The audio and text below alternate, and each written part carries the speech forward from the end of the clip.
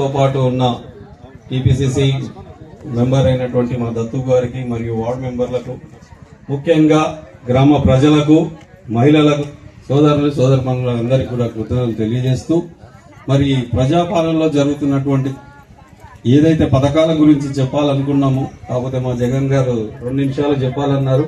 మా తమ్ముడు ఇంతకుముందే క్లుప్తంగా వివరించినా కూడా మీకు కొన్ని వాస్తవాలు అయితే తెలియజేయాల్సిన బాధ్యత మా పైన కూడా ఉంది. కాబట్టి ప్రభుత్వాన్ని ముందుకొచ్చి మా ప్రజాపాలన ప్రభుత్వం రేవంత్ రెడ్డి గారు ముందుకొచ్చి స్వచ్ఛంగా తీసుకుని నేటికి 2 సంవత్సరాల 3 నెలలు పూర్తయింది.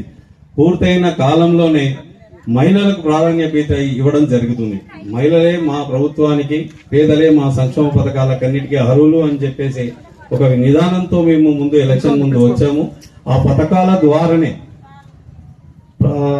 గత ప్రభుత్వంలో చేసిన తప్పిదాలను మేము చేయకూడదు అనే ఉద్దేశం, కేవలం ఒకే మంచి సదుద్దేశంతో రేవంత్ రెడ్డి గారు మహిళల కోసం అంటే ఉచిత బస్ పెట్టింది. దేనికోసం అమ్మ, మీ అందరూ అక్కచెల్లెళ్ళు స్వచ్ఛందంగా తమ ఇంటికి పుట్టింటికి పోయి తిరగడానికి, గుళ్ళకు పోవడానికి, ఏ ఒక్కటైనా మీకు చెప్పిన హామీలలో కాకుండా కూడా స్వచ్ఛందంగా ఇచ్చింది మహిళల కోసం అంటూ ఉచిత బస్ కార్యక్రమం.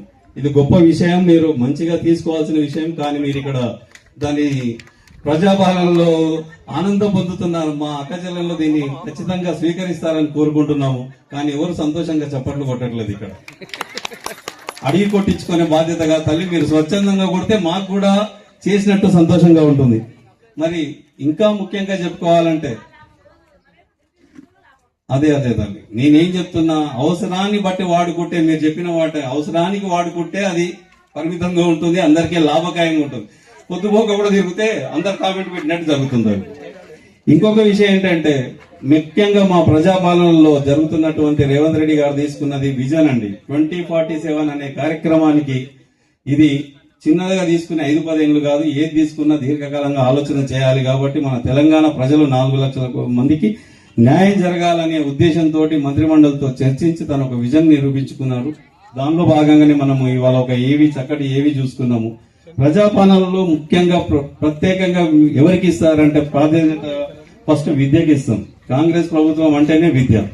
గత ప్రభుత్వాల్లో ఉన్న ప్రభుత్వ పాఠశాలలు ఎన్ని మూసివేయబడ్డాయి, తిరిగి కాంగ్రెస్ వచ్చాక ఎన్ని తెరవబడ్డాయి, అందులో విద్యకి ఎంత ప్రాధాన్యతని ఇస్తున్నాం అన్నది కూడా చూసుకోవాలి.